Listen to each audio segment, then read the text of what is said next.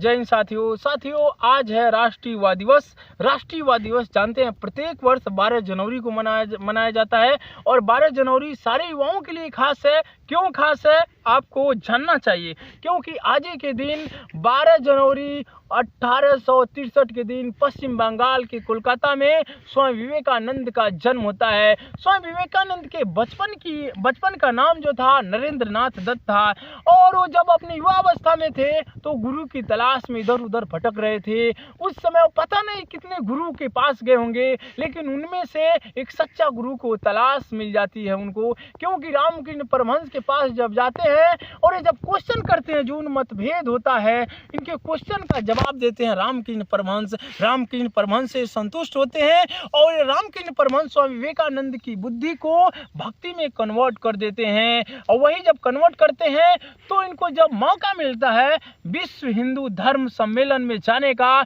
जो अमेरिका के शिकागो में हो रहा था, वहां जब स्वामी विवेकानंद जाते हैं तो पूरी दुनिया इनको कहती है भारत का कोई आया है, धार्मिक दार्शनिक आया है, वो क्या बोलेगा, वो तो सन्यासी है, फकीर है। तरह तरह के लोग सोच रहे थे।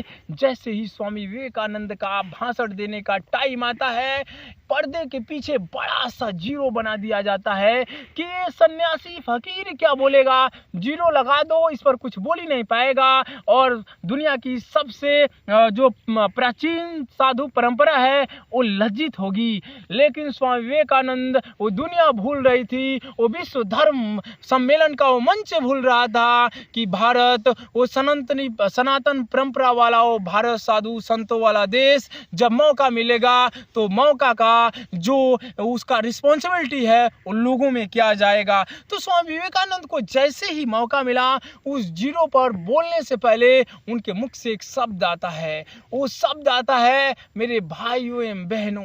जैसे ही शब्द आता है विश्व धर्म सम्मेलन का वो हाल तालियों से गड़गड़ाहट से भर जाता है। स्वामी विवेकानंद समझ जाते हैं कि लोग सुनना चाहते हैं। स्वामी विवेकानंद जैसे ही कहते हैं कि हमारा यहाँ पर इस तरीके से स्वागत देख करके हमारा दिल हर्ष से भर गया है और मैं दुनिया का सबसे पुराना प्राचीन संत परंपरा वाला देश वासियों से मैं आप सभी को शुक्रिया करता हूं। जैसे ही नाम सुनते हैं और स्वामी विवेकानंद आगे अपना भाषण बढ़ाते हैं, वो भी बताते हैं किस तरह देश का जो भविष्य होता है युवाओं के कंधे पर होता है। जब युवाओं के कंधे पर होता है और जब भारत का युवा स्वामी विवेकानंद के दिए हुए लाइनों पर चलेगा, उनके सिद्धांतों पर चलेगा, तो फिर भारतीय युवाओं का जो एनर्जी है, भारतीय युवाओं का जो संघर्ष है, वो पूरी दुनिया के काम आएगा और भारतीय युवा संघर्ष करने के लिए तैयार है।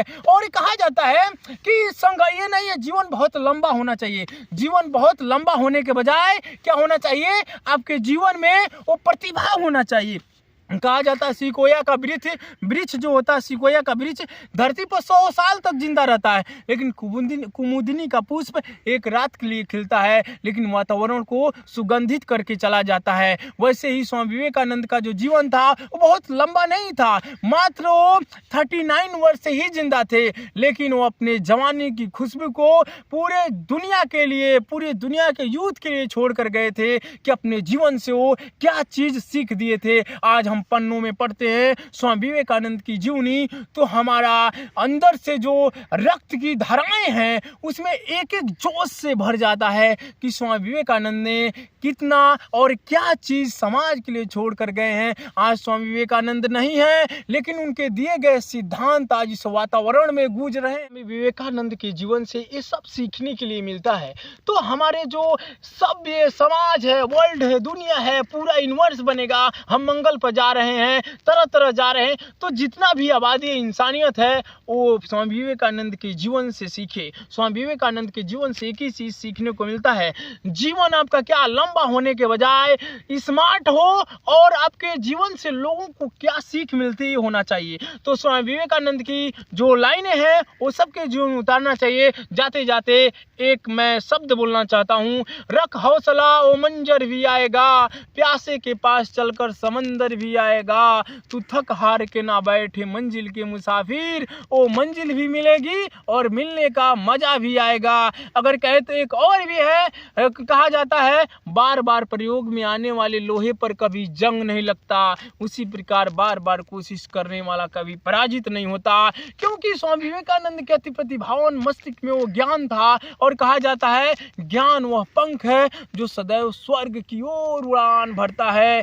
आप इस समझ धारा पर नहीं रहेंगे, लेकिन आपके द्वारा किए गए कर्म जन्म जन्मांतर के लिए अमर हो जाएंगे। क्योंकि स्वामी विवेकानंद नहीं है, आज भी उनका कर्म बोलता है। भगवान राम नहीं है, आज भी उनका कर्म बोलता है। अयोध्या किस तरह नगरी सज रही है, अब भगवान राम नहीं है, लेकिन उनका जो कर्म है, कर्म आज भी जिंदा है। कहा जाता है संघर्ष और कर्म कभी मरता नहीं है। ये जैसे कहा जाता है ये शरीर में आत्मा है, और आत्मा को दुनिया का कोई शस्त्र ना काट सकता, ना अग्नि जला सकती, ना वायु सुखा सकती, ना जल गीला कर सकता है, क्योंकि आत्मा अजर अमर अविनाशी है। तो आत्मा जब अजर अमर अविनाशी है तो ये क्या करता है, जैसे मान लो हमारा कपड़ा फट गया तो हम क्या करेंगे, दूसरा कपड़ा पहन लेंगे। वैसे आत्मा है, जब ये शरीर क्या होती है, खराब हो जाती है, तो ये आत्मा दूसरे में जाकर पहन लेती है। तो ये जो महान लोग हैं उनका कर्म और संघर्ष हमेशा जिंदा रहता है। तो जिंदगी में कोई भी इंसान, कोई भी युवा साथी सुने तो जिंदगी में कर्म और धर्म, यानी आपका कर्म जो है और संघर्ष जिंदगी में बनाए रखना। कर्म और अगर आपका कर्म सही रहेगा, संघर्ष सही रहेगा, तो आपका शरीर रहे चाहे ना रहे, वो कर्म और संघर्ष हमेशा याद किया जाएगा। जैसे हम आज राष्ट्रीय युवा दिवस के अवसर पर स्वामी विवेकानंद को याद कर रहे हैं, तो ऐसे आप बनाएं, ऐसा कर्म करें, ऐसा संघर्ष करें कि लोग आपको याद करें आपके कर्मों के लिए, आपके संघर्ष के लिए। इसी लाइनों के साथ जय हिंद।